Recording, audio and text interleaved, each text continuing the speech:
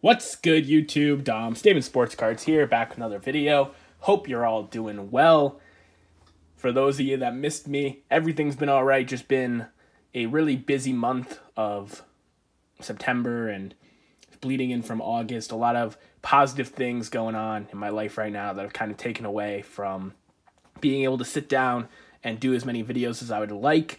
But have some great stuff coming up for you. There's a lot of VRs going on, a few that I have some really fun ideas for.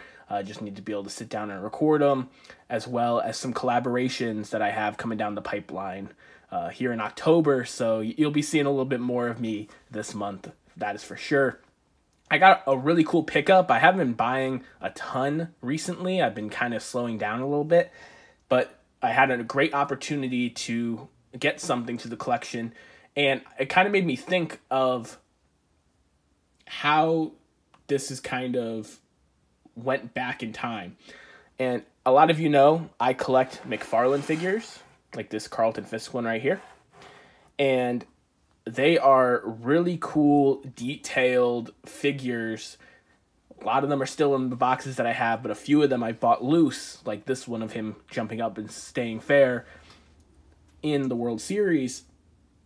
And they're just really cool figures, and they were something that I immediately, as a kid who played a lot of sports video games growing up, kind of saw these as like the players from the video games. Like, pretty much looks like them, but not 100%. And it has the professional uniforms and everything you want, all the details, dirt on the cleats, etc. This was something that really invigorated a young collecting Dom. And then I found out about starting lineup, and a lot of people know about the basic starting lineups, but after the basic ones were a success, they also did these stadium stars. So Atlanta Fulton County Stadium, shout out Matt, THA Card Story, Jake Legends Never Die, all my Braves fans out there. And they're a little smaller, but even back then, they were thinking about going in the direction of a larger scale figurine of the great players. And obviously they can't get the players' faces so right with plastic, but they did a pretty good job at doing the uniforms and making it clear who they were, at least. And you all know the classic starting lineups. This is a Derek Jeter, and these are kind of what you'd expect. These little figurines with not a ton of detail, in the face. Jersey numbers slapped on the back, team logos, with a card. And this wasn't an original idea by Starting Lineup. In 1969 and 1970, Transogram came out with baseball figures. And the reason I brought all of these out here is to show you the scale. So I was able to get this one in the complete box. And if you can't tell who that is, because of the lack of details, they had a little sticker, square white sticker on the back of the figure that says the player's last name and their number, just on the back of this undetailed generic fielding figure. These Transogram figures were kind of the first of their kind. There was different bobbleheads and figurines, but a licensed figure with a card that predates Starting Lineup by a couple decades almost. It's pretty interesting. And they have, the selling point is this beautiful yellow card on the back, which I'm sure many of you are familiar with the cards, but may not have seen the boxes that they come from. The complete boxes are a lot less common. Kids played with these, took them out, and you'll even see PSA slabbing up these little cards on top.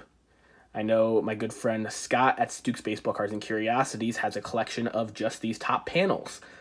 And they're just really interesting pieces that when you stand them up next to a regular Starting Lineup figure, the entire box is about the size of this figure.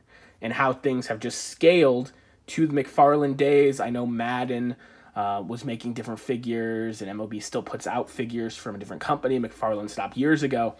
But it's just really interesting getting a really cool vintage pickup like this Frank Robinson figure which if you're just looking at the figure itself, you have no idea it's Frank Robinson.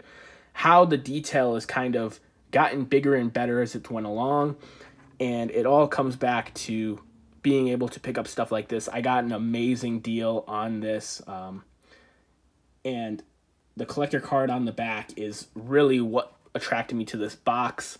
The seller had one where there was a crease right in the face, but this card is pretty minty, even though the box has some problems. Being from 1969, they had 60-something boxes made in 1969, all single-player boxes, and then in 1970, they started doing the 3-player boxes, which are basically just 3 times the length of this, and they had the entire Miracle Mets World Series team. I believe it was 5 or 6 sets of 3 players from the Mets, including Nolan Ryan, Tom Seaver, and some of the stars on those teams, along with American League and National League All-Stars. These ones are just American League, National League. And you can see on the bottom here that these were made in the British Crown colony of Hong Kong, so Chinese made. But you see that they have 1968 Major League Baseball. Oh, it's not focusing. Major League Baseball Players Association. So this company was smart enough to jump on licensing the players. The only thing that was doing that was the card companies and these manufacturers and local businesses that were paying the teams and the league to use their players' uniforms and likeness. This was the start of that revolution. And you don't see these all the time, but they really are amazing to this hobby. And it's something where if you see a complete box, especially of a Hall of Famer, and you can get it for a good price, I definitely think it's something worth doing. Appreciate everyone who's been reaching out to me. Things have been well. I hope to be making more content, not going a month without a video again. Usually I go a couple weeks maybe, but we're going to get better on that. Some great things coming, both in my personal life and content-wise, and I'm excited for all of you to be a part of that. Thank you for everybody who's also been keeping up with my podcast, Solo Shot Sports. Every Saturday, I've been dropping a new episode of that, and the regular season's basically over. We're going to be talking a lot of playoff baseball, and then into the offseason, all the rumors, trades, big contracts, as well as Hall of Fame talk, and always throwing it back to a moment in baseball history. So whether you're a fan of today's game or love the history like we do here as Vintage Collectors, definitely check me out, and if you like what I'm doing over there, subscribe. I'll leave a link in the description below. It really helps me a lot getting some likes and getting that subscriber number to continue to go up and up and up. Till next time, keep collecting, and I'll see you guys in the next one. Peace.